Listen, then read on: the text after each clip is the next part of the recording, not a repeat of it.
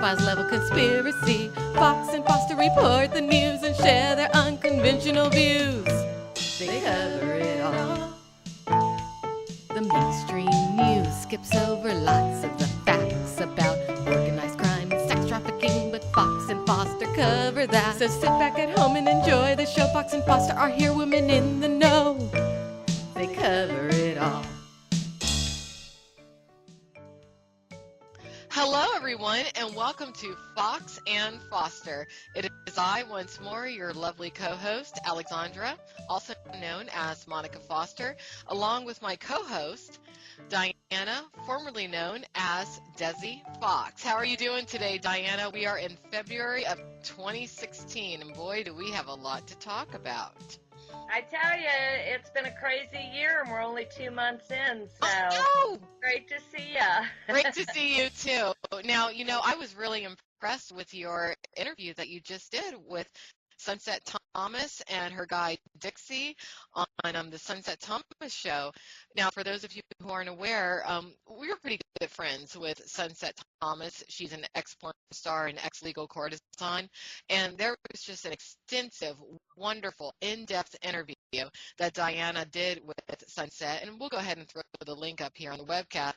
But Diana, how do you feel since doing that interview? Because you haven't done an interview with anyone aside from me in ages.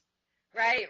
Well, and it was a different interview. I mean, Sunset, she came from the industry, so it was really nice to be able to talk to somebody else who'd been through some of the same things and to be able to relate to each other. And, I mean, we had a great time.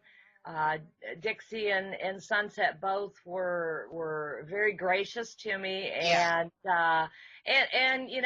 great hosts. I mean, we had a great discussion. We covered so much. I mean, I cannot believe everything that we covered. That was an extensive, long interview. Right. I mean, it was action-packed. Yeah. I mean, you guys basically covered everything.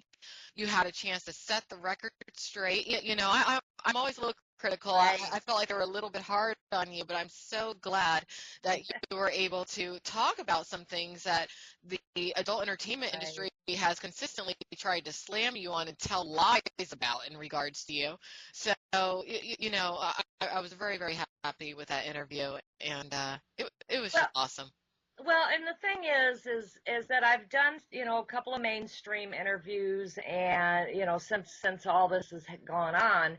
And the thing is, and I've actually done quite a few interviews, but there's only been a couple of them that have aired because the producers normally won't air it because they say, oh, it's too personal. And, the point is it is personal. I mean, this is, personal things that are happening to us that, affect the rest of our lives. Absolutely. So, they gave me a voice in a place that I haven't had one to talk about, the whole mother-daughter thing, and to be able to dispel a lot of the lies and, rumors and, urban legends about the whole thing, really. So it was a great interview and something I had not been able to get out there before. So I'm very thrilled with how it turned out. And for those of you out there who want to listen to the entire interview featuring Sunset Thomas, her guy Dixie, Dr. Dixie, actually, right, and Diana, formerly known as Desi Foxx, just go to our brand new website, foxandfoster.com, because we'll have that linked up right there.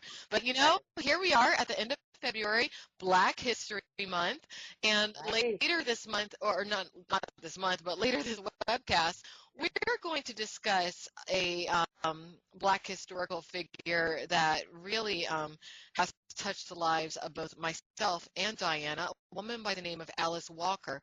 We'll get to her a little bit later, but one thing that I did want to say at the start of this webcast, being that it is Black History Month, is that regardless of your race, ethnicity, social background, historical background, it's very important to have pride in who you are and where you come from. And again, regardless, because one thing that Diana and I, Diana and I, we talk on the phone all the time, not just this webcast, but we talk about a lot of very important social issues. And one thing that Diana has brought up to me is, why is there not a White History Month? And you're going to have a lot of people who like to tout themselves as oh so educated scholars and historians and all this kind of jazz. But really, I think that there should be a White History Month. Now, of course, when you hear the term white pride, a lot of people, they think that there's like this negative connotation to it because unfortunately, that's how the media has spun it. Right, But right. just because there's a negative connotation to something from the past up to the present does not mean that that negative connotation has to continue. Because I have family members that are half white who I love very much, and their white family is not running around with KKK hoods on. So I Right. feel like if we have Black History Month and if we have Jewish American History Month, which is in May, why not have a White History Month? But being that we don't, we're going to talk a little bit about white history today. And one of my favorite white historical figures, Fred Rogers, Mr. Rogers. Hence, I don't know if you guys can see it out there, but I happen to be wearing a Mr. Rogers, Fred Rogers t-shirt today. And I love it. It's great. Even though great. it's Black History Month. And again, we're going to get to Alice Walker a little bit later. And in a very important movement that she started, which is Womanism, something that Diana and I touched on in our last webcast. But in regards to Fred Rogers, I felt that it was very important to bring him up today because if it weren't for Fred Rogers, basically you wouldn't be able to watch us, meaning you, the audience out there. You just wouldn't, because Fred Rogers was the individual who made it possible for the VCR to be put into every household in America and for people to be able to record public programming, anything on television. Fred Rogers, I mean, most of you know him from Mr. Rogers' Neighborhood, and something that Diana and I really like to touch on, and really something that is the staple of both of our activism and both of the, well, really the reason that we do what we do is because we feel it's very important to save the children. Right. Right. And Fred Rogers, for those of you out there who aren't aware of who he is, please do Google him. There's an extensive Wikipedia article about him, but he was an ordained minister. He was someone who went to college for theology, and the first time that he ever saw a television, he thought to himself, wow, this is such a horrible device. All I see on this TV is violence against men, violence between men, violence against women. So what Mr. Rogers strove to do throughout his life was create quality programming specifically geared toward children, but not just towards the psychological development of children, but towards the emotional development of children. And that's something that I feel the media has completely lost sight of, even though we have, so much money and funding going towards children's programming. I feel that, so many of the steps and so many of the breakthroughs that Fred Rogers made for public programming and programming geared toward children has been completely corrupted by the media today. I mean, well, and we'll cover that later on in a couple of our stories. What's going on in the media to plug in the children into hypersexuality. Exactly. And it's everywhere in marketing. I mean, my daughter was recently telling me about my 4-year-old granddaughter. They were driving past an accident, and my 4-year-old goes, they need to call 411 after they call 911, Mom. They need an attorney.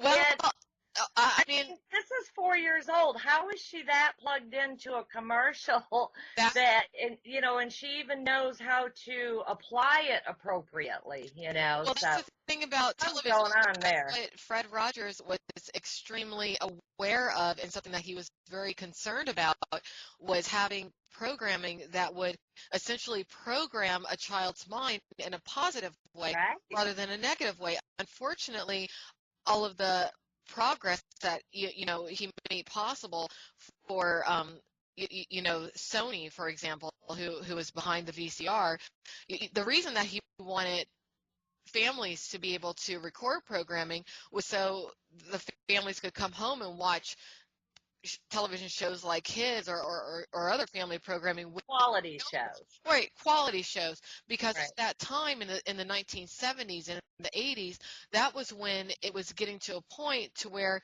a household couldn't just be a single um a single income household. Women Right. had, the mothers had to go back to work, so you had these children Right. at home by themselves. And Fred Rogers was extremely concerned about that. Now, unfortunately, a lot of the moves that he's made have been corrupted by, Right. well, the evil that is out there, evil that you and I address. But I guess I wanted to talk about Fred Rogers today because, there's so much emphasis, not just in February, but throughout the year, put upon positive role models within the Black community and within the Latino community and within the Asian American community. But everyone wants to, especially nowadays, it seems like there's this movement to really demonize the white community. And it's something that I have noticed. A lot of people don't want to talk about it, but I'm going to sit here and talk about it, and it's wrong.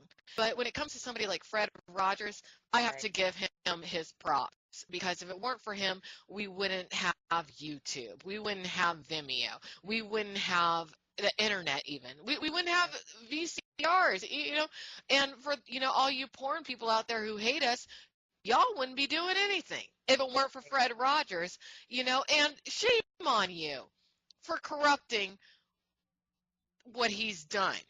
Right. He didn't make VCR use in the household for you, porn industry. He made it for the families, and you took it for yourself and you screwed it up. So that's all I have to say about that. I'm sorry to get all psycho, but Well, and that kind of leads into our next story of corruption of the internet and what's going on online with you and your identity theft. Yes. And who's helping you, take care of this in the proper channels, in proper ways, and who's not. So Yeah.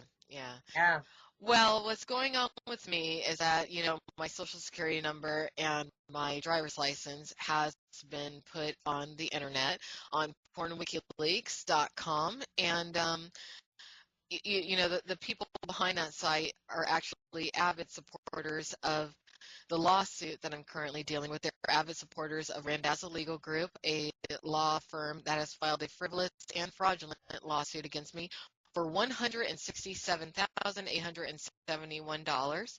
At the end of this month, I actually have a court date to where I have to deal with these people in person, which is fine. I'm actually looking forward to it.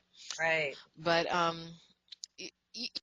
just in regards to what I'm going through with that, I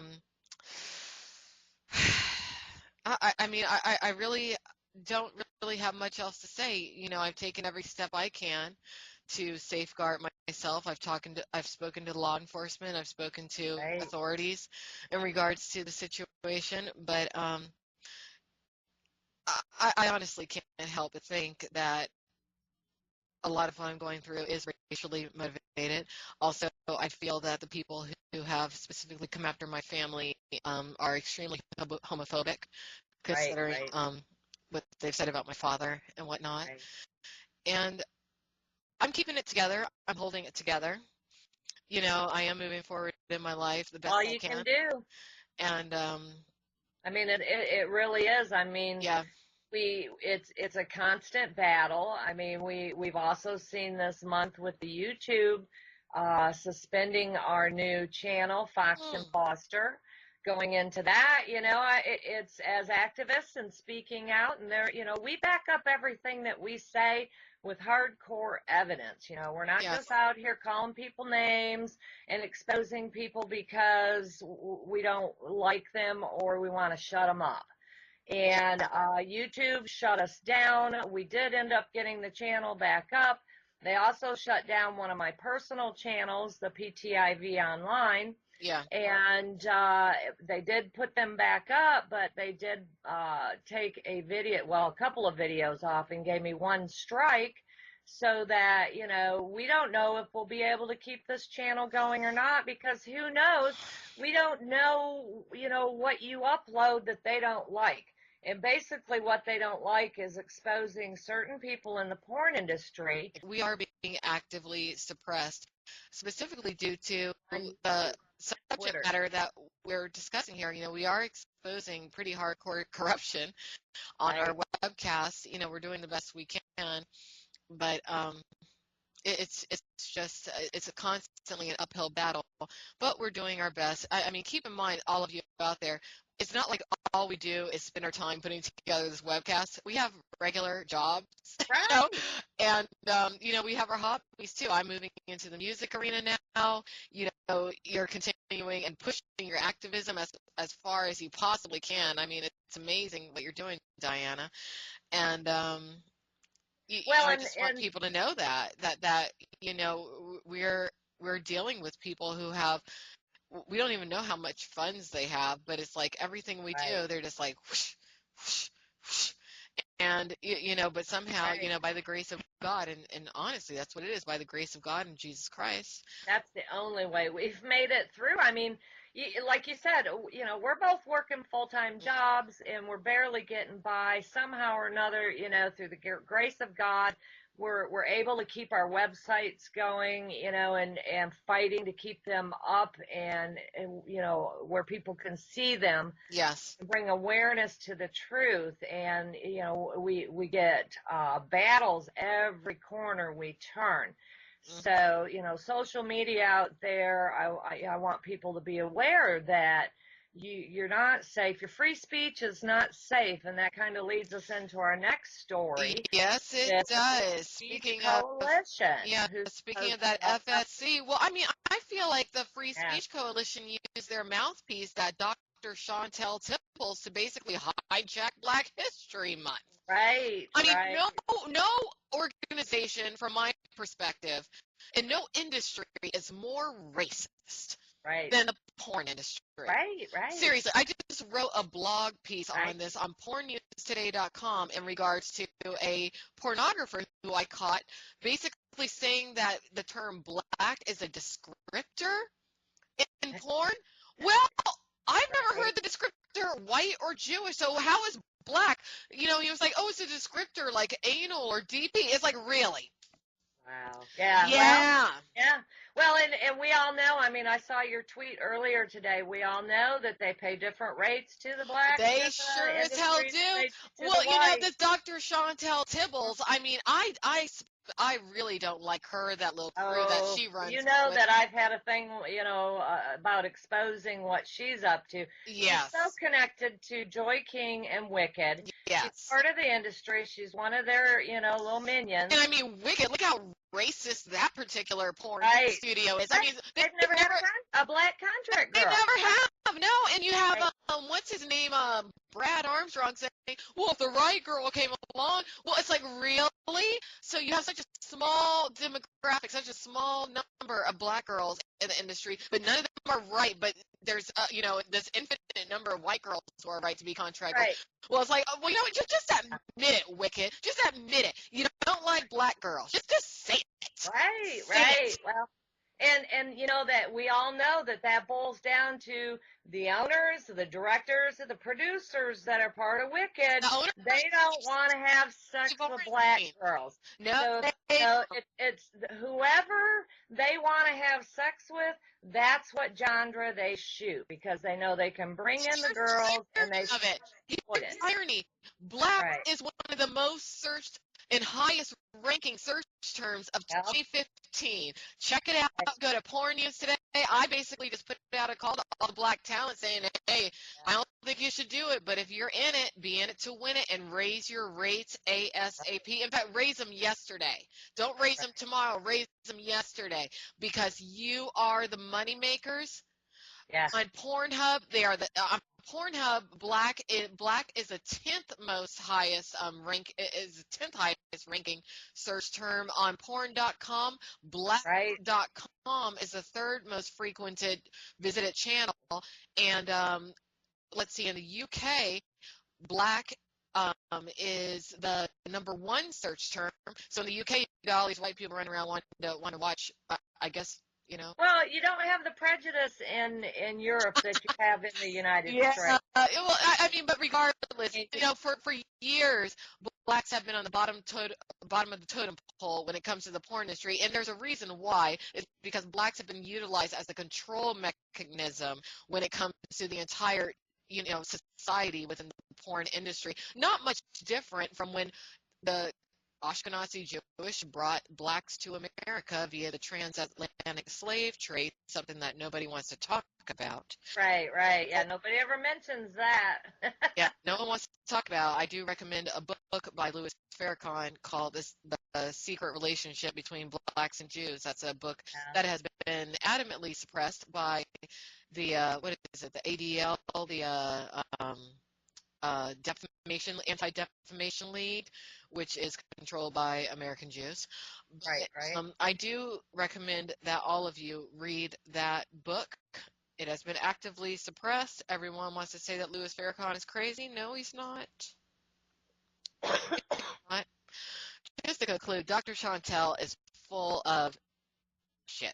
And she also goes around to colleges speaking to, young impressionable minds about this stuff. So she's a psychologist. She uses her degree to worm in people's brains, young people's brains, and try to indoctrinate them into accepting porn as a way of life and a career choice so that they can be sold.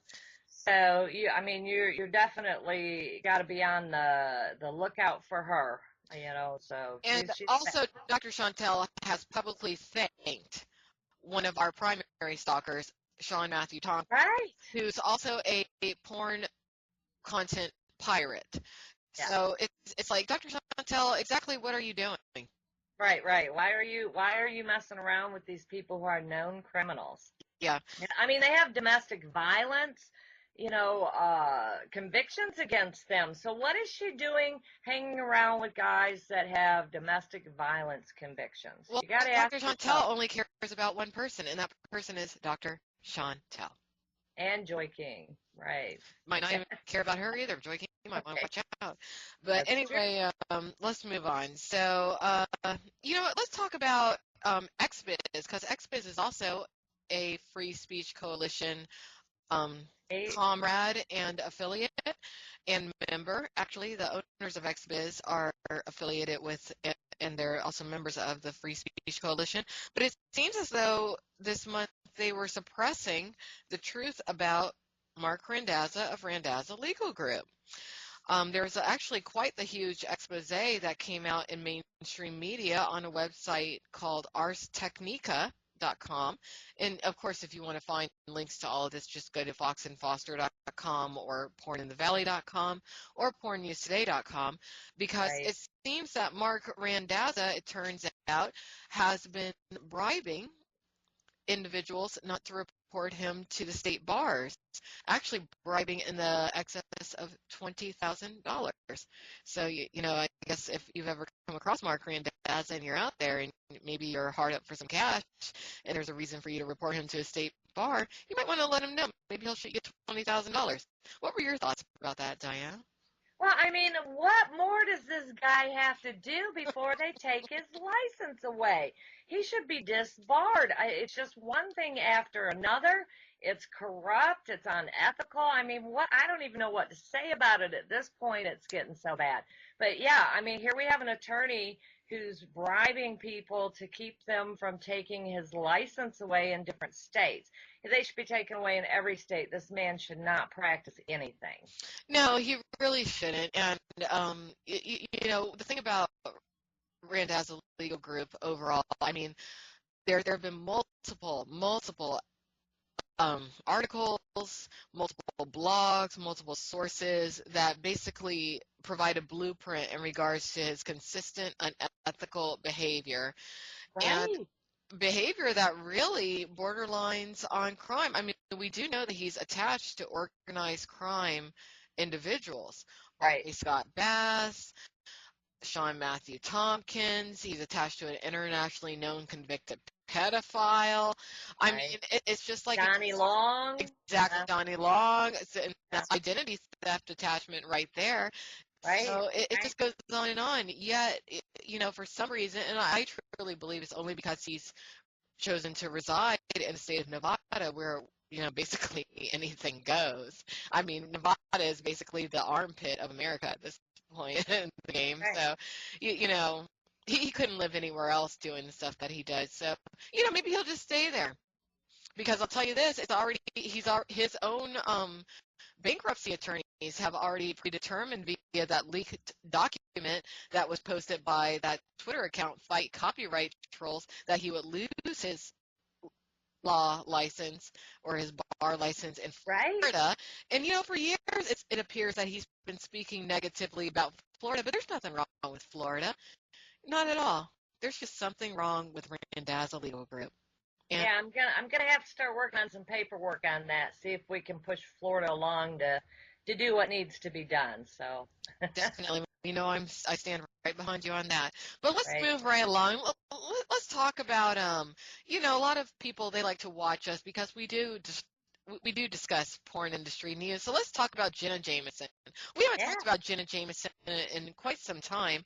Now, she has a little webcast out nowadays.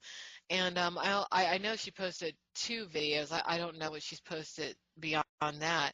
But aside from her talking about, her conversion to Judaism and, what she's doing with her life right now, she seems to be focusing on, her hair extensions or her makeup and all that kind of stuff. But she says something that really struck me. And it was something about her I didn't know. Jenna Jameson, it turns out, when she was young, was raised by a Jewish stepmother. I know I got a lot of questions about my conversion to Judaism. I'll just give you a little background on that. Well, I was raised Catholic, and I wasn't ultimately practicing. I was when I was young, but not so much as I got older. Then I got back into it and started, going to mass and church when I was married to my ex-husband, because he's pretty devout, and it kind of gave me new vigor when it came to my religion. But as all my life, I always had questions. I'm one of those people that continuously question absolutely everything. So I would drive my father crazy and my ex-husband just asking questions, because there was so much that I just couldn't figure out, and it just didn't make sense to me. You know what I'm saying? So I've always dabbled in Judaism because my stepmother was Jewish. Growing up, she was my stepmother from the time I was 4 until the time I was 11. So I always participated in Hanukkah and Passover and all the fantastic holidays they have. And so I always had a deep-seated love for it. Now, in my journey to find my religious self, I ended up dating a really fantastic guy who I still am dating and am engaged to. And he's Jewish. He's from Israel. Right, you were telling me about that, and I didn't know that either. I don't remember reading that in her book, and it might have been part of it, but I don't, again, I don't remember hearing anything about that. Well, it's very interesting because whenever, the E! True Hollywood Story on the E! channel has focused on her, and whenever, anyone who's, really, done a biography on her, they always talk about her growing up in a Catholic household, because I believe her father was Italian and he was a Catholic. But the reason that was interesting to me was because, as we know, the pornographic industry is controlled and dominated by the Ashkenazi Jewish. And unfortunately, a lot of Ashkenazi Jewish men really do tend to have a fetish for Caucasian women of Catholic, with a Catholic background. Right. And when I think about blondes in particular, Blondes in particular, yeah. Well, and the thing is, too, is they focused all on the fact that, you know, her close connection with her father and her father, you know, helping her get into the business and that. And I want to know, she had this Jewish connection back in impressionable days. Yeah. So what part of that had to do with her actually getting into the industry, you know, the reality of it? Well, I'll tell you, there is a very interesting interview between Oprah Winfrey and I can't think of the woman's name right now, but when I edit this webcast, I'll post it on here, and I might even embed a clip about, Right. you know, for that interview. But there was a woman who was very aware of the porn industry and who was actually attached to it at one point, who Oprah interviewed right before Oprah became famous. And this particular woman spoke about the satanic sexual ritual abuse. The next guest was used also in worshiping the devil, participated in human sacrifice rituals and cannibalism. She says her family has been involved in rituals for generations. She is currently in extensive therapy, suffers from multiple personality disorder, meaning she's blocked out many of the terrifying and painful memories of her childhood. Meet Rachel, who is also in disguise to protect her identity. You come from generations of ritualistic abuse? Yes, my family has an extensive family tree, and they keep track of who's been involved and who hasn't been involved. And it's gone back to like 1700. And so you were... Right. I was born into a family that believes in this. And does everyone else think it's a nice Jewish family? From the outside, you appear to be a nice Jewish girl? Definitely. And you all are worshiping the devil inside the home? Right. There's other Jewish families across the country. It's not just my own family. Really? And so who knows about it? Lots of people now.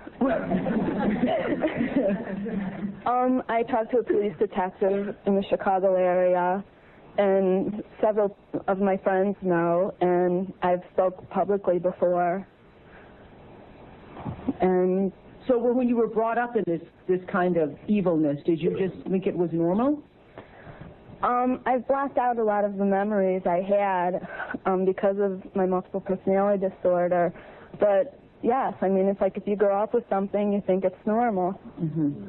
I always thought So what kinds of things? You don't have to give us the gory details, but what kinds of things went on in the family? Well, there would be rituals in which babies would be sacrificed, and you would have to, you know... Whose babies? There were people who bred babies in our family. No one would know about it. A lot of people were overweight, so you couldn't tell if they were pregnant or not, or they would supposedly go away for a while and then come back. The other thing I want to point out, not all Jewish people sacrifice babies. I mean, no. It's not a very we kind of know thing. that. I just want to point that out. This is the first time I heard of any Jewish people sacrificing babies. But anyway, so you witnessed the sacrifice. Right. When I was very young, I was forced to participate in that, in which I had to sacrifice an infant. And the purpose of sacrifice is to what? Is to bring you what? What are you sacrificing for? For power. Uh-huh. Power. And so, were you ever used? Were you ever used yourself? I was molested. I was raped several times. Mm-hmm. And what's your mother doing? She's in all of this. What's her role in all of this? I'm not exactly what her role is. I haven't, recovered all of my memories, but her family was extremely involved. Mm-hmm. She brought me to it. Mm-hmm. Both of my parents brought me to it. And where is she now? She lives in the Chicago metropolitan area. She's on the Human Relations Commission of the town that she lives in, and she's an upstanding citizen. Nobody would suspect her. Were you raised with a sense of right and wrong, Rachel? Yeah. I mean, it's like I had both. I mean, to the outside world, everything we did was proper and right, and then there were the nights that things changed, that things just got turned around. What was wrong was right, and what was right was wrong. That's what helps to create somebody, to develop MPD. Mm-hmm. Multiple personalities. Right, That's right. right. Now, in your family, did you all call it worshiping the devil? No, Or I don't know. It was just evil, these things you did. Right. Well, I said it was evil, and they said it was good.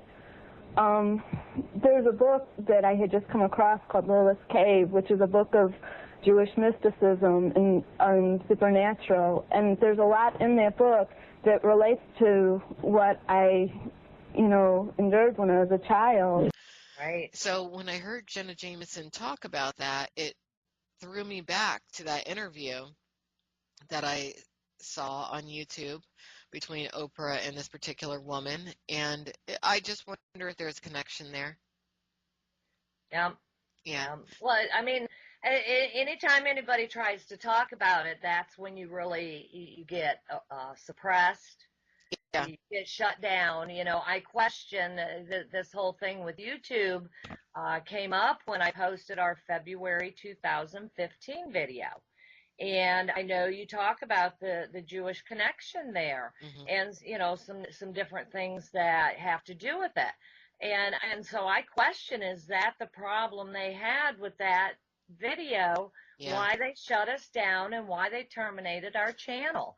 Because if you try to talk about it at all, you get shut down. And this is a reality that's going on, and they need to clean it up. You're not suppressing it anymore because it's out there, and we're going to make sure we share it too. So it's time to clean it up, face the music, and let's move forward. Well, I'll tell you, anytime you mention anything Jewish when it comes to the media, I mean, when you really think about it, right. YouTube is very rapidly becoming the mainstream media. It automatically gets shut down. I mean, Stacey Dash, she hasn't come out and said certain things, but she's alluded to certain things, and you see what's happened to her. Right. Definitely. Yeah, and even when I think about it, the lawsuit that I'm contending with, Randaz's wife, she's Jewish. Right. Yeah. Yeah, so I mean, it's all part of it. We know there's a connection in Hollywood that's publicly known, so we're not saying anything new or racist. This is part of their history, and they're connected to the porn industry. Bless you. But they're connected to the porn industry too, and it's part of the history of entertainment in America. And again, it's time they clean house. Yes. It's time they take care of their family business, and they quit letting all this crime go on, and quit trying to shut the doors on the whistleblowers, because I mean, the two of us, we're out here and we're not going anywhere. So not at all. And before we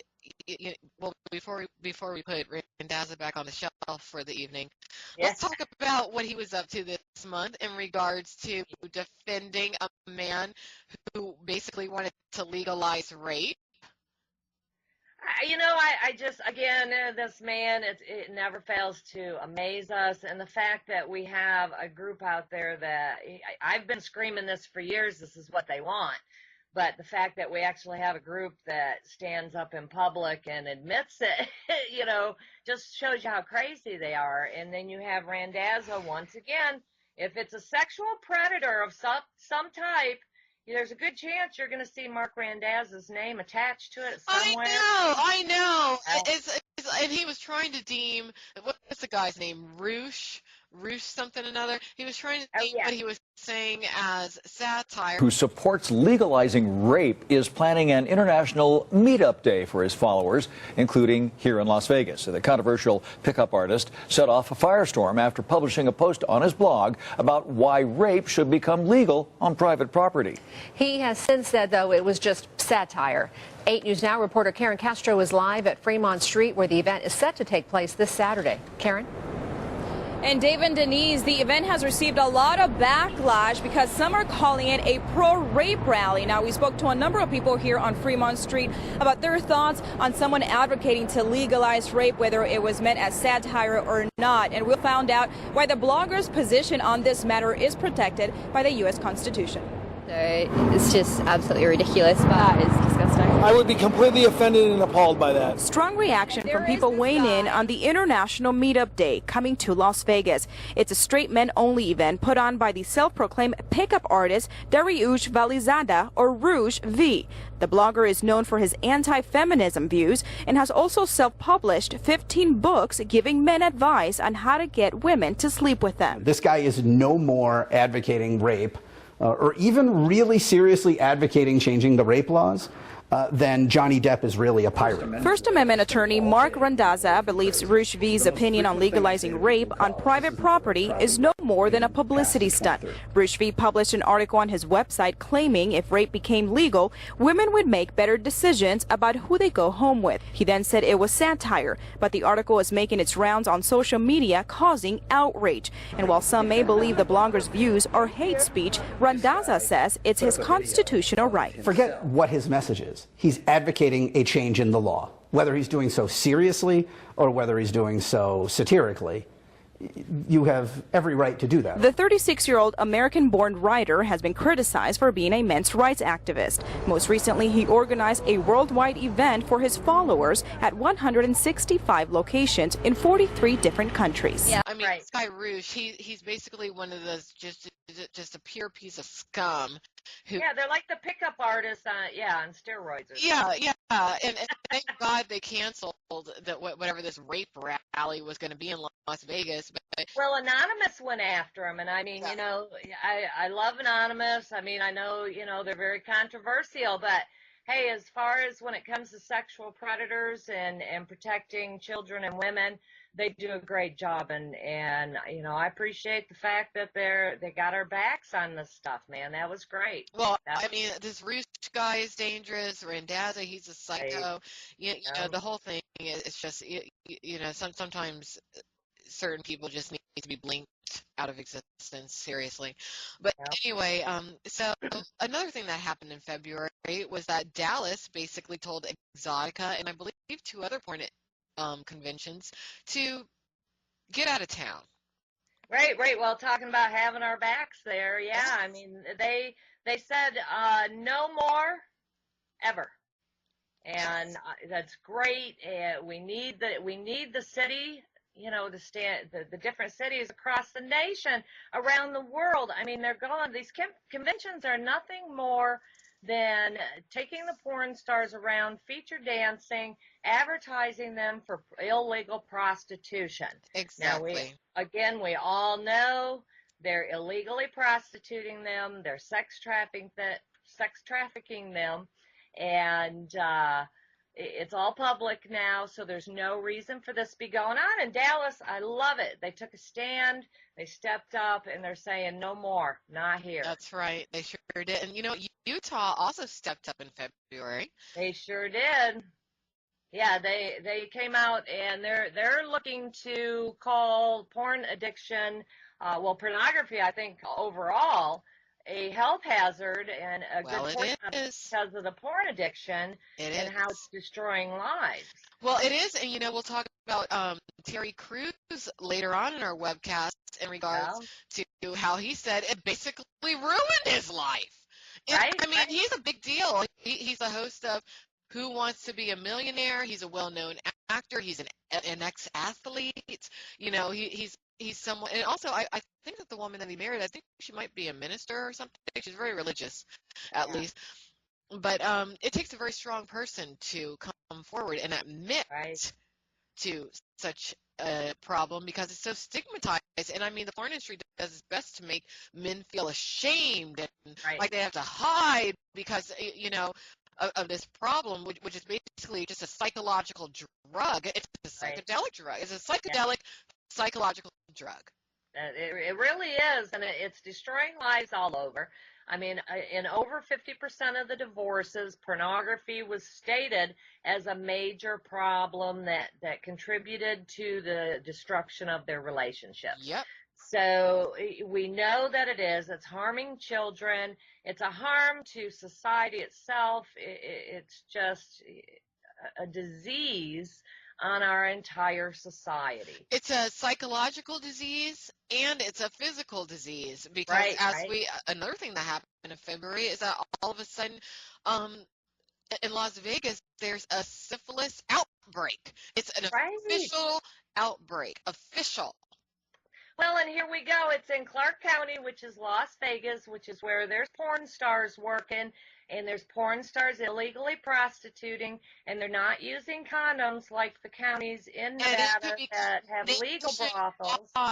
In a heartbeat, because think about all the men from all the different states in America coming to Las Vegas for, all over the world conventions.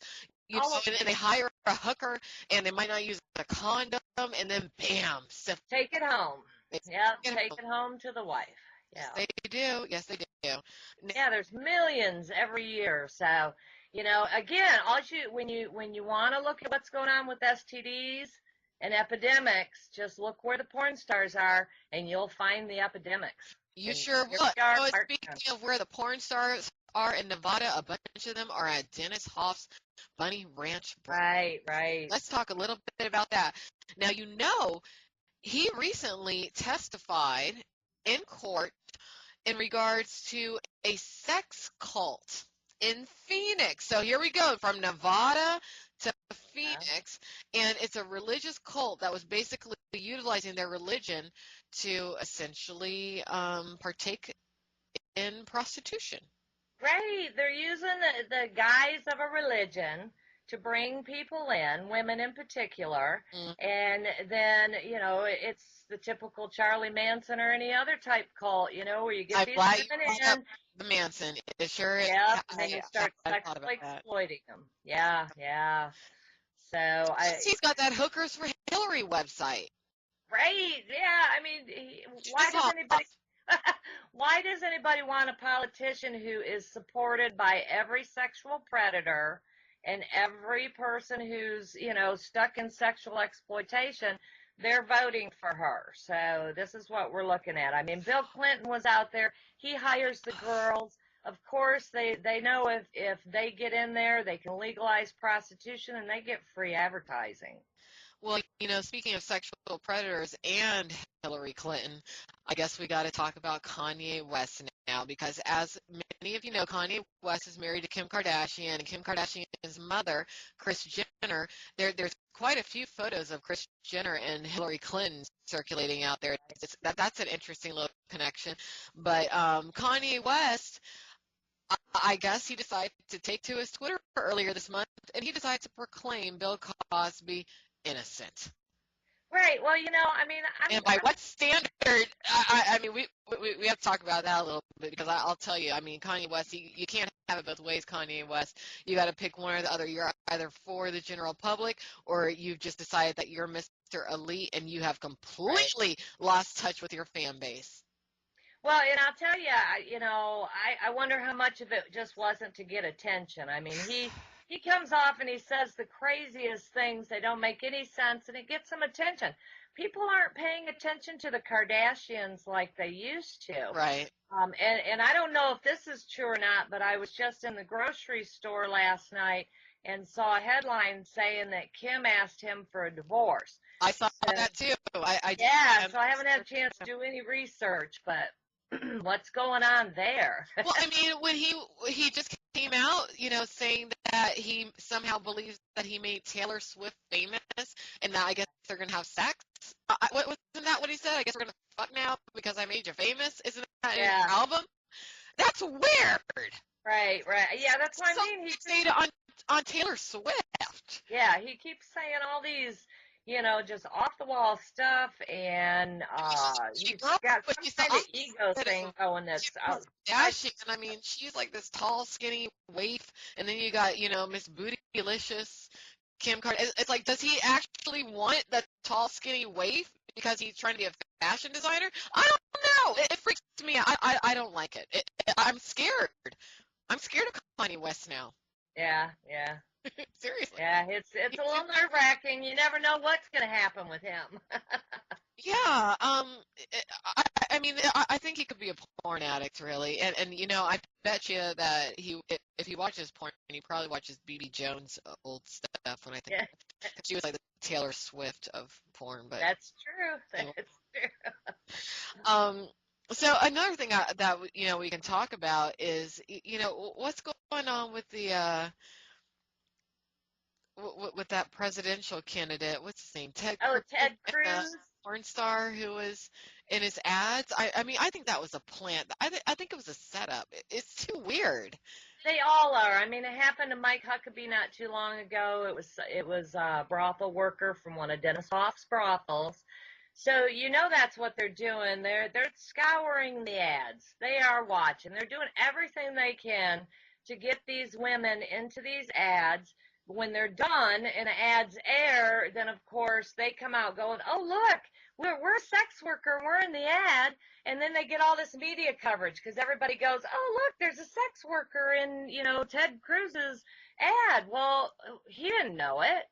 But, on the other side, they need to start vetting people better. I mean, let's pay attention here, people, because this is just free advertising for pimps is really the bottom line of it. Well, it really is, and but the real issue that we're looking at here is that I almost feel like porn stars are becoming political operatives. They are. Yeah. They are. They're doing everything they can to discredit the candidates they don't want. And Marco Rubio and Ted Cruz are both heavy Christians. Yes, they are. So they're solid Christians. We would definitely be one nation under God.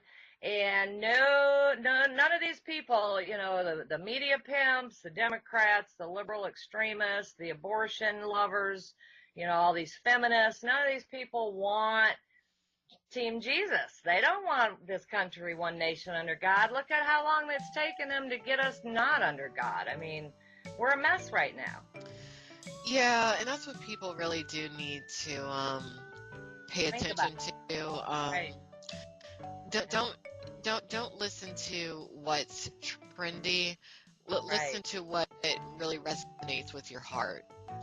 But you know what, let's go ahead and take a break, and then we'll be back with the rest of our February 2016 news review, Foxx and Foster wrap up.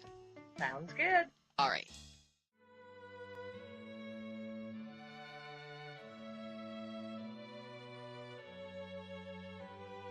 Page 1. Are you interested in doing things on camera that you can never deny that you've done? If so, you are perfect for porn. From my perspective, that is the element that the majority of young men and women who embark on a career within the world of pornography or adult entertainment truly don't consider. Once you perform in a pornographic scene, once you have sexual intercourse or perform a sex act on camera, you can never take it back. The majority of the time, you have absolutely no control over how that scene is distributed.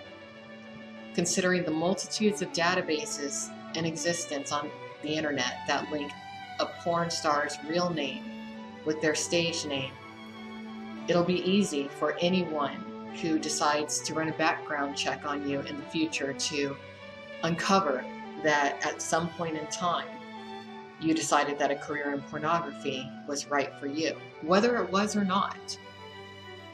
You can never deny that you were in that particular scene. Considering the 2257 paperwork that is linked up with your identification card, it's something that you just can't escape in life. So if you're okay with all of that, then yes, you are perfect for the porn industry. But just remember what you're thinking when you're, say, 18 years old, 21, 25, even 30, 35 years old. Whatever you're thinking at that point in time is not going to be what you're thinking 10 years later. Your life can do a complete 180 within a decade. Who knows who you're going to meet and fall in love with in life? Who knows what their value system will be? Who knows? Maybe you'll decide that you have a knack for politics and you'll want to run for office.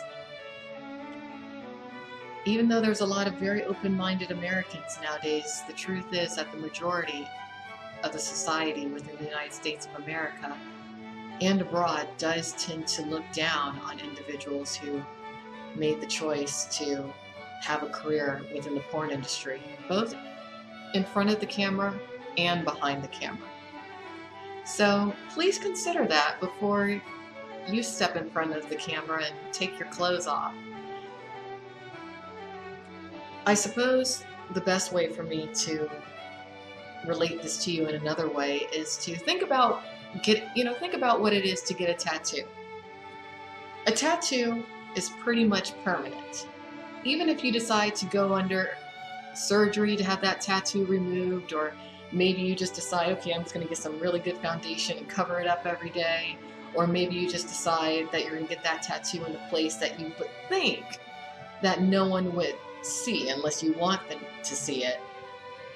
Still, it's always there. Even if you get that tattoo surgically removed, the scar is always there.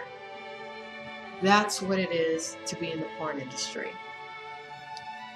Even if you do get away from the porn industry and no one ever sees that one scene you might have done, it's always going to be in your mind that you did do it.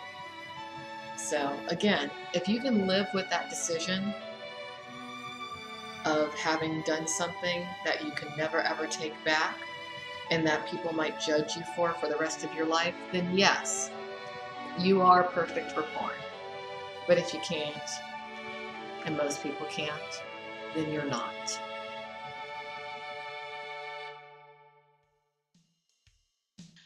All right, we are back. It is I, Alexandra, also known as Monica Foster, along with my lovely co-host, Diana, formerly known as Desi Foxx of foxandfoster.com. Make sure you check out our new website, foxandfoster.com. So anyway, you know what, we've been talking about porn and everything. Let's talk a little bit about mainstream Hollywood. Right, there's plenty going on there right now, too. Now, you know, you sent me a really interesting article, and you know, that was from Maxim magazine, Right. and they were talking about mainstream Hollywood actresses having an incredibly difficult, I mean, it sounded like PTSD that they were experiencing, that Right. they were extremely traumatized from having to do adult scenes in their mainstream movies. Right, right. I mean, it sounds a lot like what we went through in porn. I also know it sounds like what the softcore porn actresses go through exactly. They're basically having everything but penetration during their hot, steamy sex scenes. And the girls were talking about having to drink, do drugs, and being emotionally scarred from it afterwards. So it's not a good thing. It's something that needs to be dialed back. Hollywood's been pushing all the young actresses into, you know, really pushing the envelope, doing nude scenes, doing three-ways, doing bisexual and gay sex. Yeah. And these are things that they're not allowing these young people to move into an experience on their own. They're forcing it in, you know, forcing it on them, and it's scarring them. And they talked about it in a men's magazine of all places. Maxim magazine exposed the truth about commercial sexual exploitation, which is happening in Hollywood and the music industry. Yeah, it is. And you know, I mean, you and I have talked about how in some of these adult scenes that they have in these mainstream movies, it looks a little bit more than acting to us. Right. You know, are they conditioning these women in a negative way? Are they, you know, having these women submit to sexual situations on camera, and they're not telling us? Is that what's happening? Because Right. Well, in and some you have cases, to wonder. I think it is. You have to wonder because a lot of these producers and directors are dirty old men. So are they pushing this because they want to watch a live sex scene? And we'll talk about the ultimate dirty old man, Hugh Hefner, you know, Right. toward the end of this webcast. But let's move along now. Well,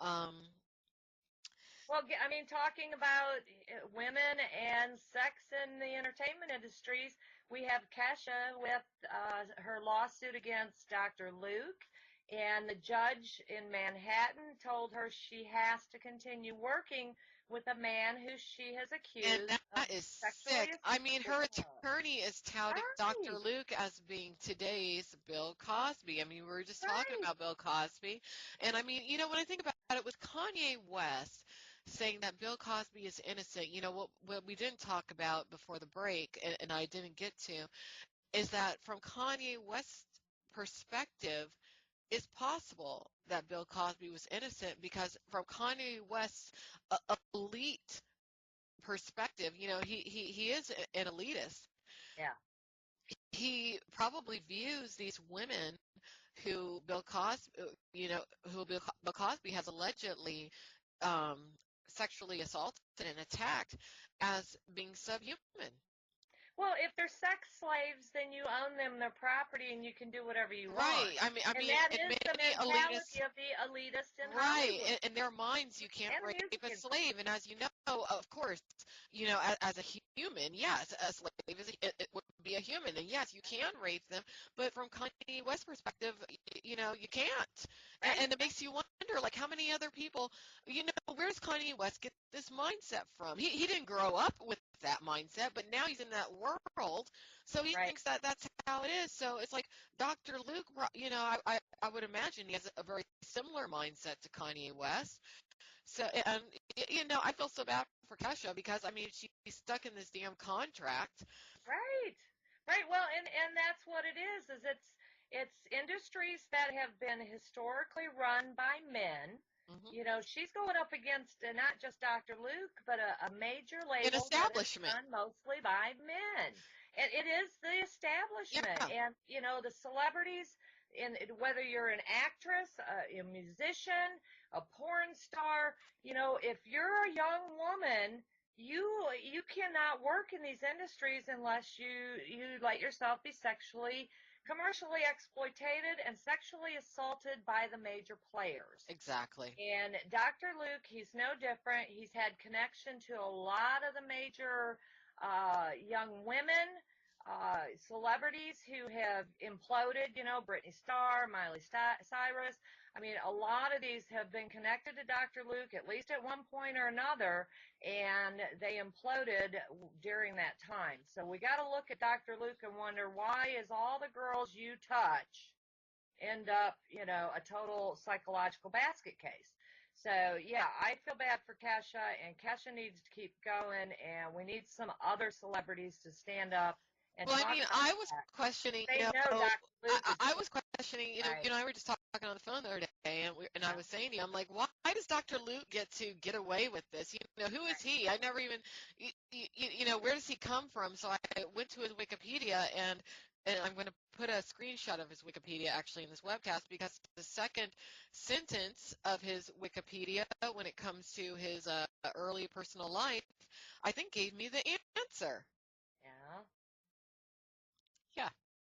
So now, speaking of people of Jewish descent, let's talk a little bit about Stoya and the James Dean rape allegations. There you go. Because there's another one.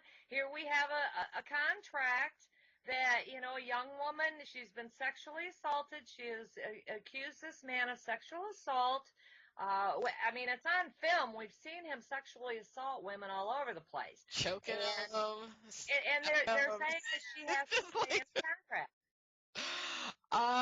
Yeah, and what I thought was interesting earlier in the month was that it seemed that Caden Cross wouldn't allow Stoya to leave. She said she was leaving, and then she would go on her Twitter. It's like, oh, Caden Cross ignored what I had to say, so I'm back. And it's like, because it is a little small group of them. I mean, there's all these pictures of Caden Cross, Manuel Ferreira, Stoya, James Dean, all sitting around their little club table, like, yeah, here we are, we're hot, we're porn, we're a bunch of assholes, whatever.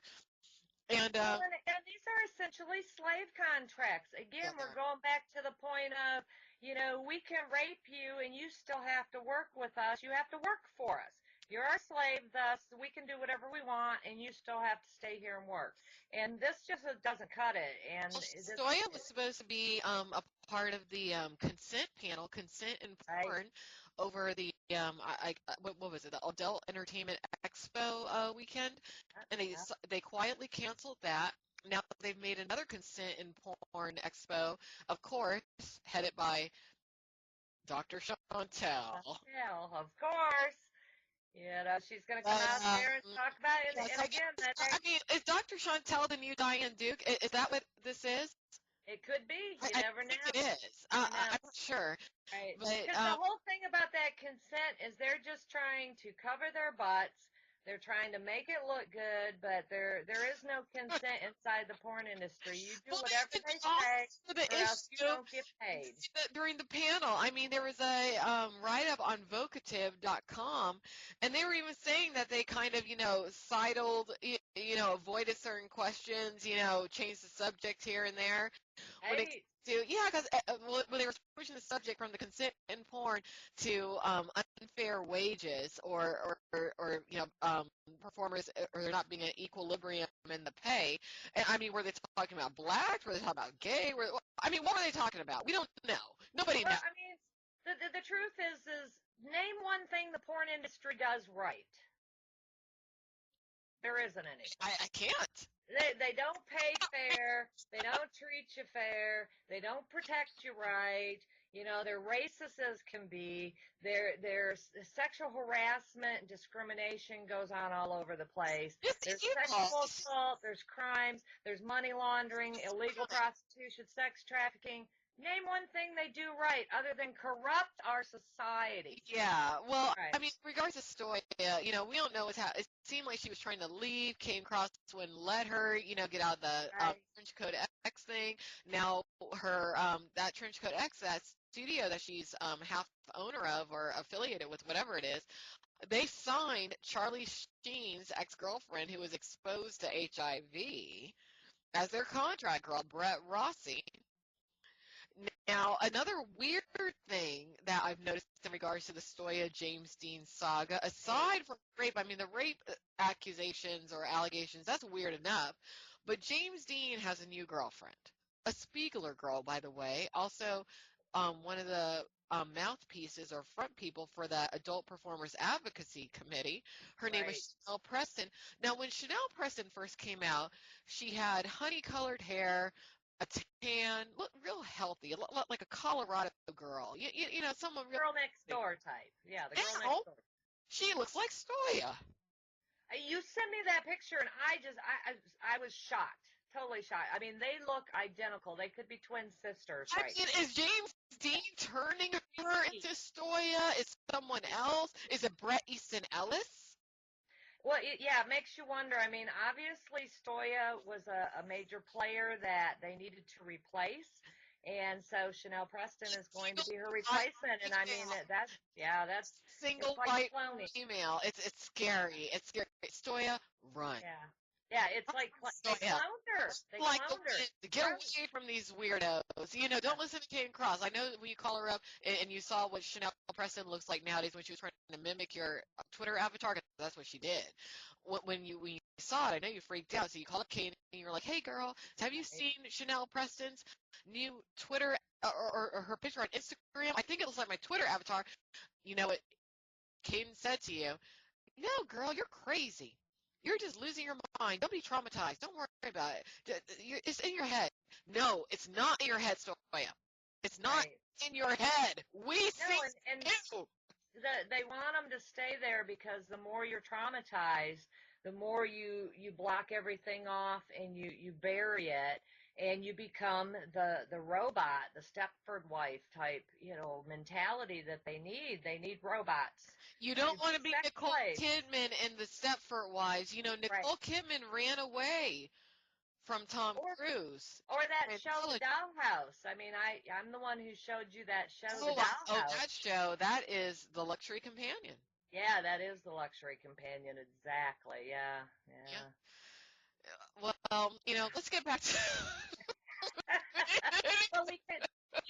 speaking of The Luxury Companion, and you brought up Brett Rossi, we could kind of go out of order here just a minute and go to the Charlie Sheen, bringing unprecedented awareness to HIV But the fact that nobody's mentioning the porn stars that he got HIV from. You know, I was watching the Charlie Sheen roast on YouTube this morning. Yeah. Just this morning, I was, you know, taking a shower and, you know, I like to put some sort of video on while I'm getting dressed and everything.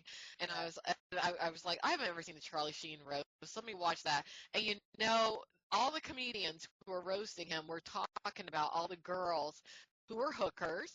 Right. At his house.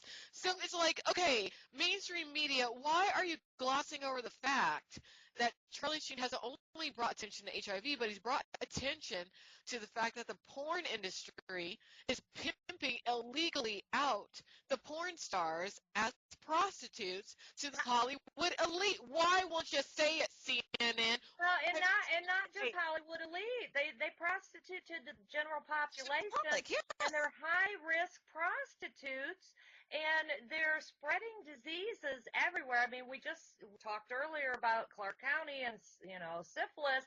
We know the porn industry had a syphilis outbreak that they've been dealing with for the past 2 years, thanks to Mr. Marcus. So we know this. We know in general it's high risk to hire a prostitute. So when they're talking about bringing awareness to HIV, why are they not talking about why men should not be hiring prostitutes? So that, you know, that's a major thing. They're hiding it. They're burying it. They're glossing it over. Like you said, they're glamorizing it. And the porn stars were not mentioned in that story. And if it wasn't for porn stars, there would be no story. They're the ones who brought it out and exposed Charlie Sheen, why he talked about it. And really, I mean, when you really look at it, they've always wanted to brush that girl, Casey Jordan. Davine Nicole under the rug, and she's the key. Yeah. And they keep trying to, you know, I like to follow her Twitter because it's like, you know, they better not do anything to that girl because she's the girl who knows everything. Right. Well, we do. Yeah, we watch her just to make sure she's okay too. We sure do. Definitely, because she's been in the industry forever. She's still a young woman, but she's been in there for a long time. She's been through anything and everything. I mean, I don't think there's anything that hasn't been done to that poor girl. No. So, you know, they need to be talking about this stuff. I want to know why the CDC has not put out a public health warning. Well, the CDC did come out. Well, that's something else we need to talk about. We need to talk about the CDC's recommendation for condoms in the porn industry, but they still don't want to use them. Right. The CDC came out this month. That was another big story. It's a nightmare. And, you know, they said that the gay porn actor did spread HIV after testing negative. Mm-hmm. He had 17 sex partners in 22 days that were exposed. Yep. And, you know, why aren't they talking about this out in the public when it comes to prostitution? Everybody needs to know the high risks you take if you have sex with a sex worker. And they're not talking about it. And then, you know, we saw Cal OSHA, which I know freaked out a lot of people in the porn industry, was trying to act like it was a victory when they dropped the effort to amend the condom laws. Yeah. Well, it wasn't a victory. I mean, the AHF, the AIDS Healthcare Foundation, which is headed by a wonderful person. I mean, basically, he should be sainted. Yeah. Michael Weinstein. Close to our heart. Yeah, he's a very, very good person who really does believe in what he's saying. We're not just talking about health issues. We're talking about workplace safety. Right. If you want to really come down to it, you know, left brain logical. We're talking about workplace safety. Right. And the people who control, who dominate, who run the porn industry, they look at the porn stars, a talent pool, as animals. Right. Fuckables. They don't care. That's what I like to use. They look at them as fuckables. They look at them as being subhuman. Yeah. I mean, it's sick. Sex slaves. Slaves are property. It is. It's a slave system. Well, that's why the mainstream media doesn't want to talk about the Charlie Sheen issue with the porn stars, because when you look at the porn industry, we're not talking about a porn industry. We are talking about a slave system. Right. That's what it is. That's exactly what it is. Yeah. And well, and you know, going on to, I had to put a plug in on this one. I know it was kind of interesting, but the Malawi flood victims requesting condoms as part of their emergency. Yes, that was a very important, yeah. Right, and you know, American media, they reported it as, you know, they had a very unusual request. They wanted condoms.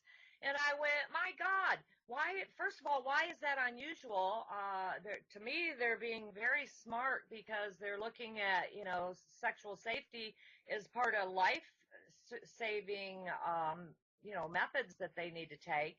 And second of all, the fact that they're obviously smarter than Charlie Sheen or the porn industry or Cal OSHA, who hasn't done anything to take care of the problem here in the United States. So I say kudos to Malawi for asking for condoms, because at least somebody out there we can see is sexually educated. Yeah, you know, and a lot of what I would really like to see are a lot of the female porn stars start to speak up a little bit more, which I guess in a way we can talk about womanism.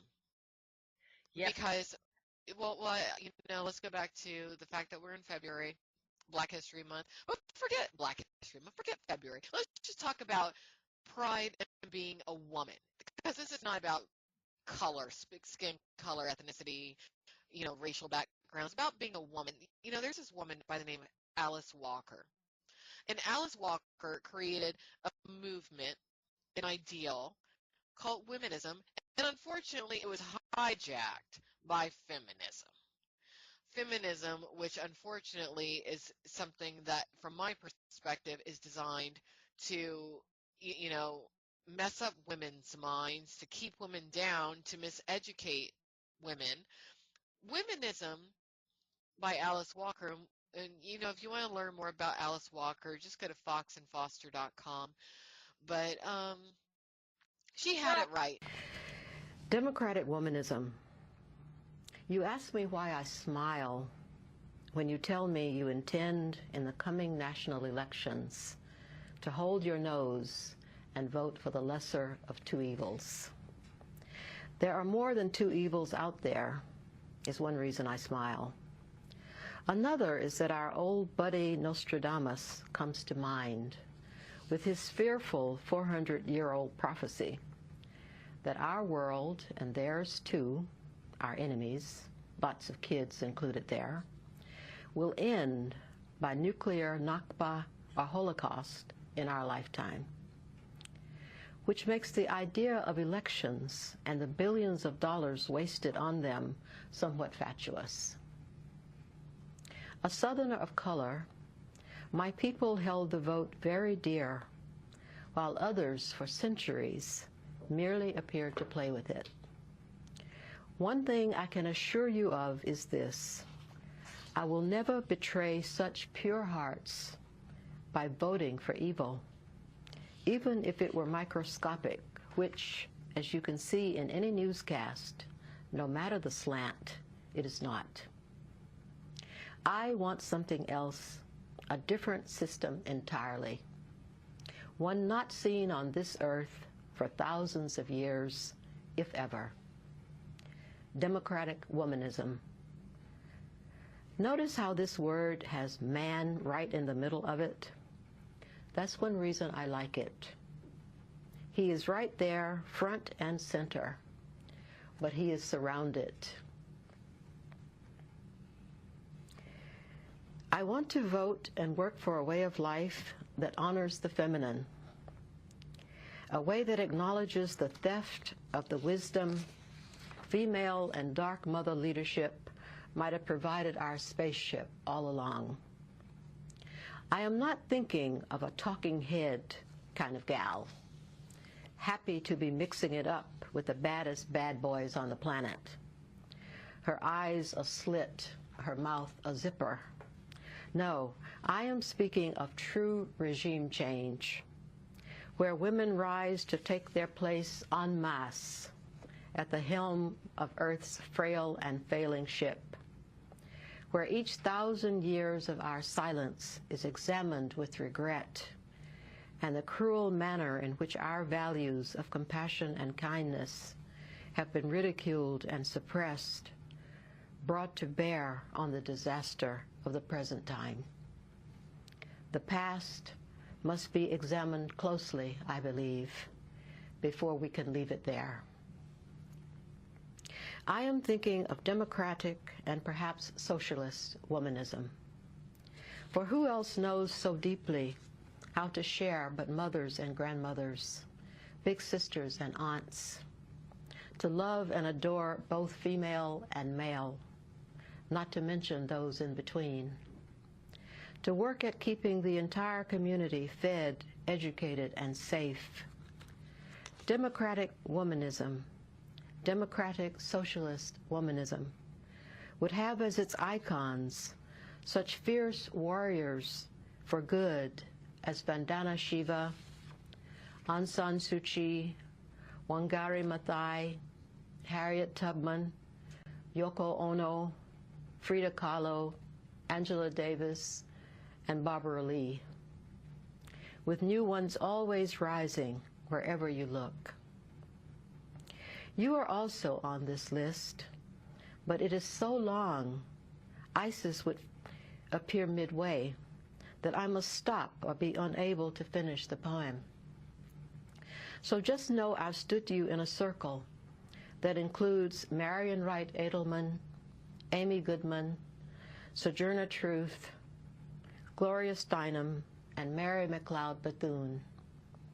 John Brown, Frederick Douglass, John Lennon, and Howard Zinn are there, happy to be surrounded.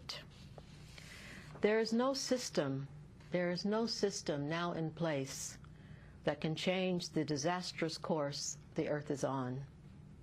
Who can doubt this? The male leaders of earth appear to have abandoned their very senses, though most appear to live now entirely in their heads. They murder humans and other animals, forests and rivers and mountains every day they are in office, and never seem to notice it. They eat and drink devastation. Women of the world, is this devastation us? Would we kill whole continents for oil or anything else, rather than limit the number of consumer offspring we produce and learn how to make our own fire? Democratic womanism, democratic socialist womanism, a system of governance we can dream and imagine and build together, one that recognizes at least 6,000 years of brutally enforced complicity in the assassination of Mother Earth, but foresees 6,000 years ahead of us when we will not submit. What will we need? 100 years at least to plan. 500 will be handed us gladly when the planet is scared enough, in which circles of women meet, organize ourselves, and allied with men brave enough to stand with women, nurture our planet to a degree of health. And without apology, impossible to make a bigger mess than has been made already, devote ourselves, heedless of opposition, to tirelessly serving and resuscitating our mothership, and with gratitude for her care of us, worshipfully commit to rehabilitating it. She had it right.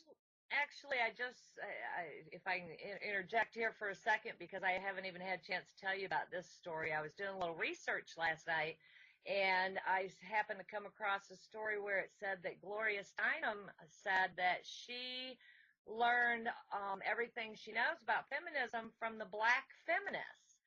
And I said, in my mind, I'm going, no, she learned everything she knew from black womanists.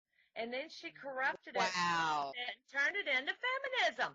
And then what they turned around and did, and this is where Alice Walker came into it, was Alice Walker is the one who coined the phrase womanism and womenism. Yeah, yeah. And then what they did was the white middle class feminists, you know, Gloria Steinem's feminists, what they did was they would not let the black womanists participate in anything that feminists had to do because they felt that they didn't have the same, you know, social issues because blacks weren't at the same social level that the middle class white women were.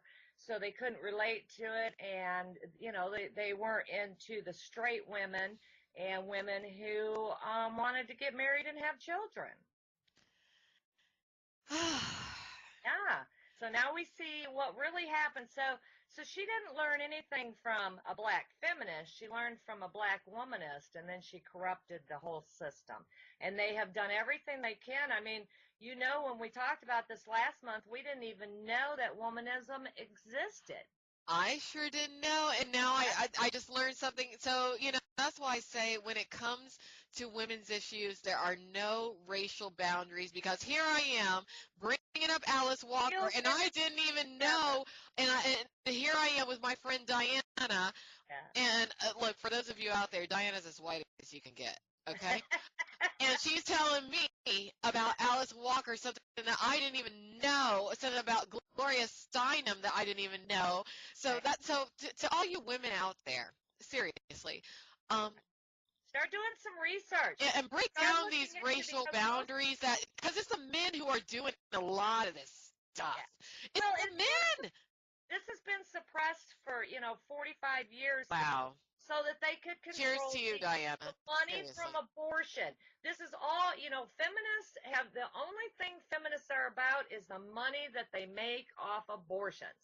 And what, you know, either side of the aisle that you are on abortions doesn't matter here. The point is feminists don't care which side you're on. All they care about is the money they make. Out there, if you can so women, you're being sold out, and womanism is where you really were supposed to be, but it got hijacked, and then the media, the pimps, the pornographers have buried it. Well, look at these men who supposedly support feminism. They're a bunch of jerks. Right. Stalker, Ari Scott Bass, that's one of them. It's like, what in the hell? Right. It's just, well, being a feminist is not being a womanist. It's pro-woman. Not being pro-woman. No, being a feminist is not pro-woman. It's pro-gay women and pro-abortion. That's the only two issues they cover. They've never helped anything with, you know, getting equal wages for women. No. I mean, black women still make less than white women. Where they been? Hispanic women make less than white women. Where are these white middle-class feminists? Where you been? So, you know, this is the bottom line of it. It sure is. Yeah. And with that, we're going to take one more break, because I need to take a break, because I just learned something new. All of you, you better make sure you follow Desi Foxx on Twitter. Yeah, I'm after those feminists, man. They're going down. Yeah, here we go. 2016, 2017, I think we're starting an uprising here. All right, we'll be back.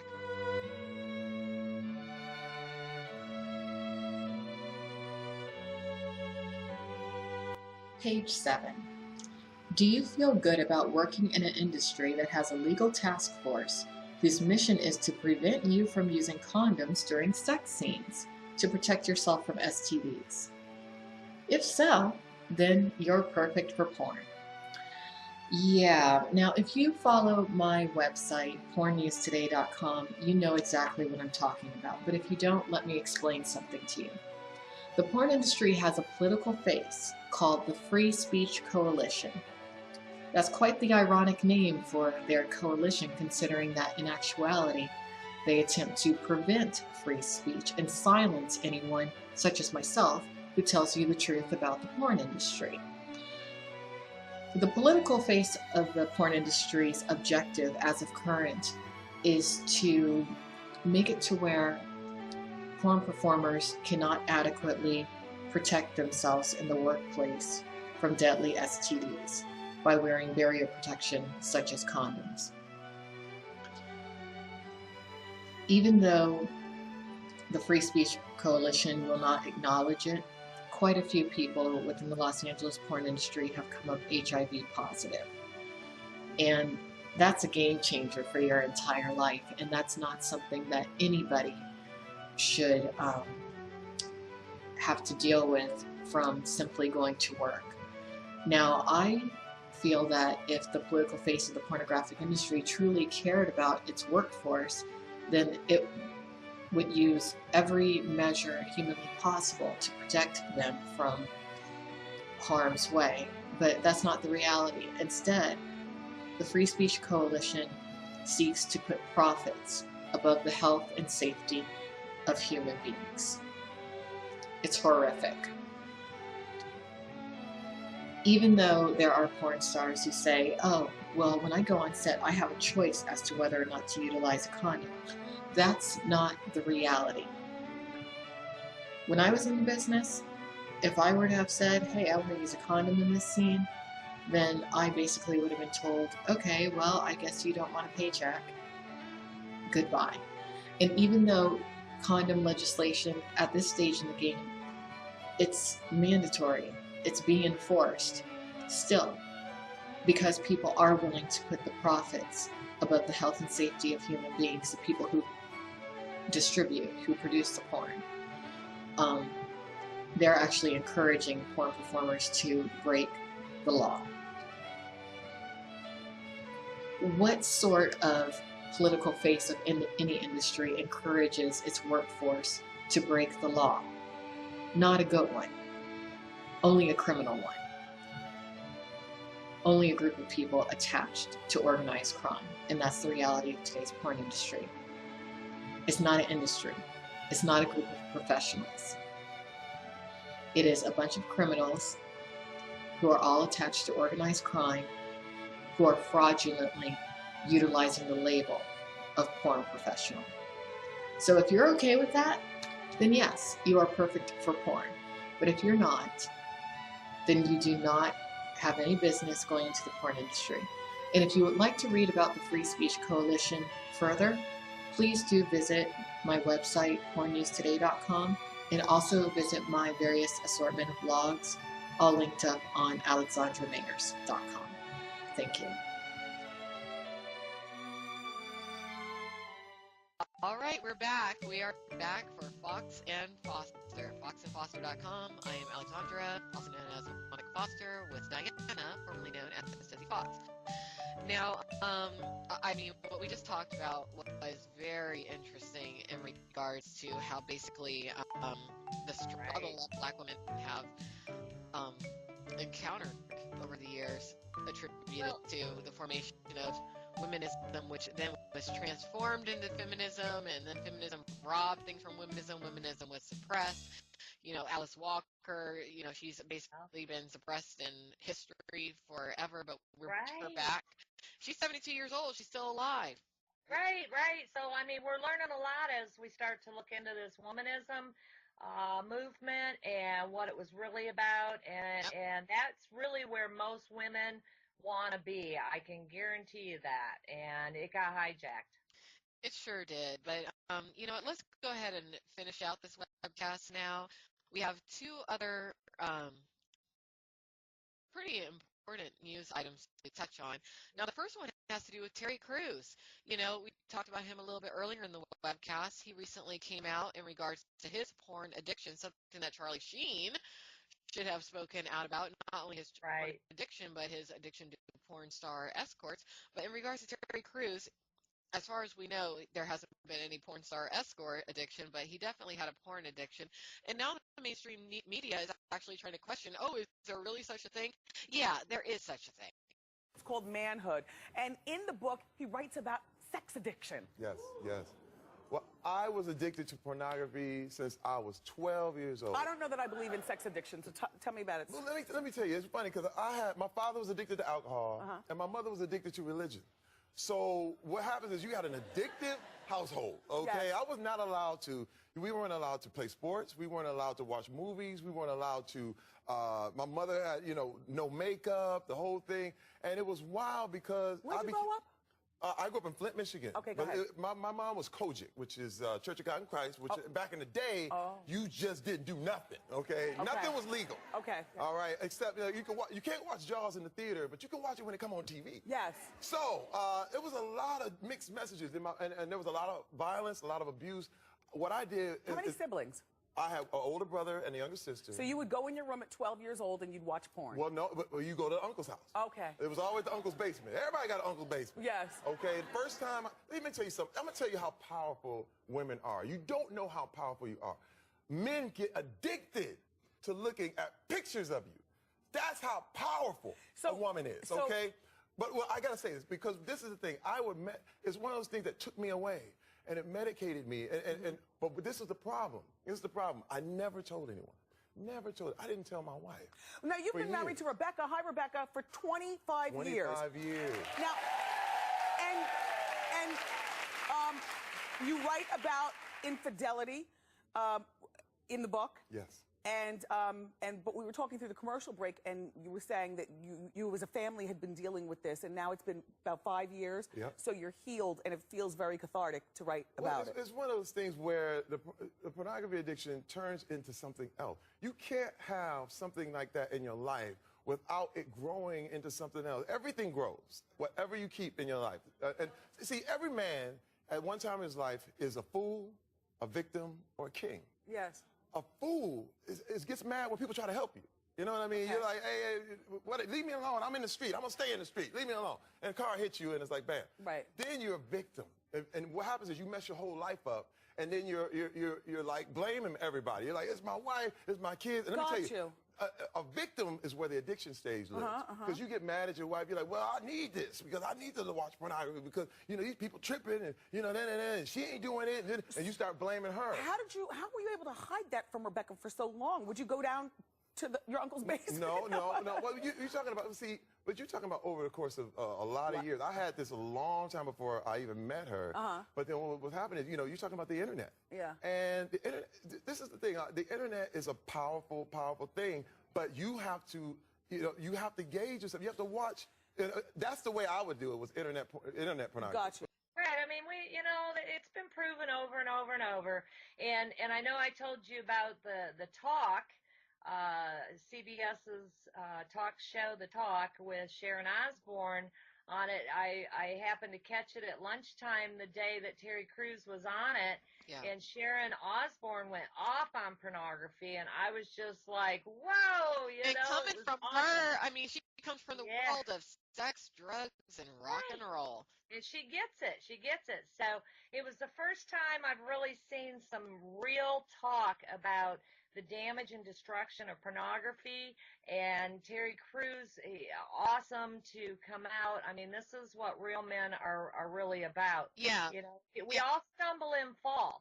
We all do. And Terry Crews, he's a religious man nowadays, and he's not, he's an ex-athlete. He's risen through the ranks in mainstream entertainment.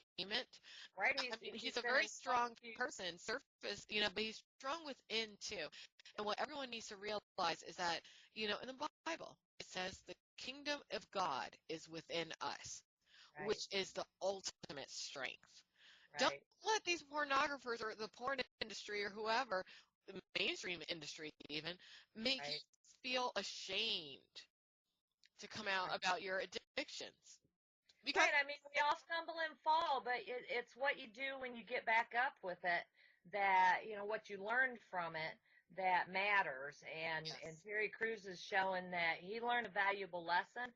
It was interfering with his marriage. It was destroying his relationship with his wife. And he's put it down. He's been away from it for a long time.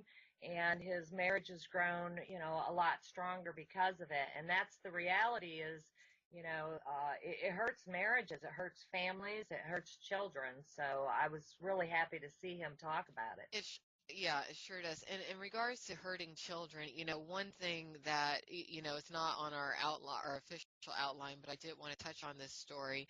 It has to do with the new non-nude format of the Playboy magazine. Right. Now, at first, when that non-nude format was announced by Hugh Hefner, the founder of Playboy magazine, I thought, oh, okay, well, you know, he's about to croak. Maybe he's trying to make good with God. All right. No, that's not the case. And Never happened. people have taken notice of this. Now, if you go to pornnewstoday.com, and I'm sure it'll be reposted on porninthevalley.com as well, I wrote a commentary in regards to what's going on because there's a woman, her name is Louise Burke. She's a writer for The Telegraph, which is a United Kingdom periodical, print and online. But basically, with this whole new non-nude format, they're basically pushing the Victoria's Secret image. And the danger of this new non-nude format is because they're now a mainstream periodical rather than just like, you know, a smut magazine, you know, adult with the nudity. They can feature and exploit young women, girls, who are not over the age of 18 in sex situations. Yeah. And that's what this particular woman was concerned about. And I'm just going to read to you her, I know. I'm going to read to you what she wrote. And again, you can check this out on pornnewstoday.com. Here's what Louise Burke of The Telegraph wrote. Quote, Playboy's new look is supposed to be about reconnecting with the young internet-savvy audience. It's fresh, clean, and more innocent, like the girl next door covers of earlier times. But instead, I find it evokes a much creepier sense of innocence, that of a teenage girl, possibly underage, sending sex. Who to? Us, her boyfriend, a middle-aged politician perhaps, and I am going to insert a clip of the cover of Playboy magazine. It looks like a girl taking a selfie in her underwear. Listen. 20-year-old McDaniel, Sarah McDaniel, has been made to look more girlish than usual, with a high camera angle and a toothy pout. A flick through some of the other images from the shoot makes the message clear. This is a teenager taking a sexy selfie in her bedroom.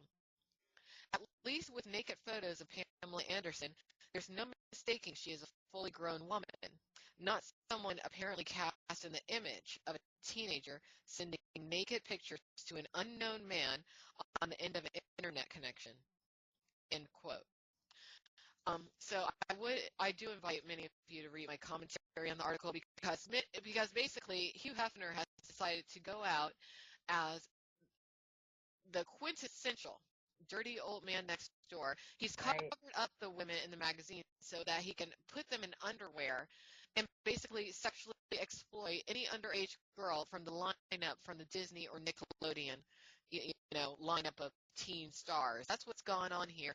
And no one's going to question him about it because they're not naked. The whole format isn't naked anymore, but it's strategic because here's what's going to happen. And I outlined this in the commentary in the article I wrote.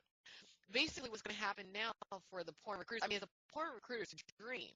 What they're going to do is they're going to put their ads on Backpage, Craigslist, newspaper, wherever it is that they're looking for girls. And instead of saying, looking for Playboy-style models, they're going to say, looking for new format Playboy-style models, a.k.a. or, slash Victoria's Secret-style models. And that completely opens the scope. It broadens the scope because before there were a lot of women who wouldn't answer the pornographer's ads when they're saying Playboy style nude because there's a lot of girls who think to themselves, hey, I don't want to be in Playboy.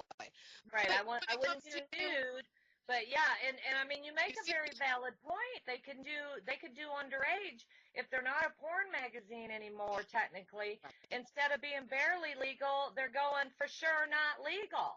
And what people forget, and what I wrote in my commentary is that, the Playboy has always been the staple, the lure to bring the young, unwitting girl who normally wouldn't do porn into the porn industry because they think, oh, Playboy. But now they're thinking, oh, Victoria's Secret, oh, Maxim. That's what the format is, right? Yeah. But what people forget is that Hugh Hefner is essentially an pedophile, which is one step away from a pedophile. And the reason I can validly say that is because of who? Barbie Benton. Barbie Benton, he allegedly met when she was 18. I want to see her birth certificate. Right, exactly. Well, and the thing is, he was 40 years old when he was with her, and she was 18. So, and I'm sorry, but I'd be willing to put some money on the table to say that he met her when she was 17. Well, and here's the thing too, with what you're talking about is they can bring a girl in who's underage, shoot her for a spread that's, sexy but not porn, yes. and then turn around. We all know that Playboy also does still shoot hardcore porn.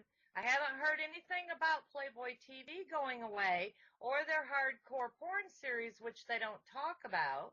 So they're going to bring these girls in. They make them basically a Playboy model underage, and then move them straight in. So now they've got the whole progression, to be able to yes. sexually exploit the growing up from an underage to sex work.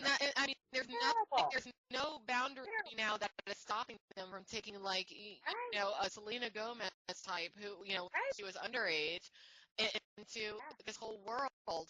I mean, there just isn't. There's nothing, and that's what was touched on by this Louise Burke, and it's very, to me, it's frightening.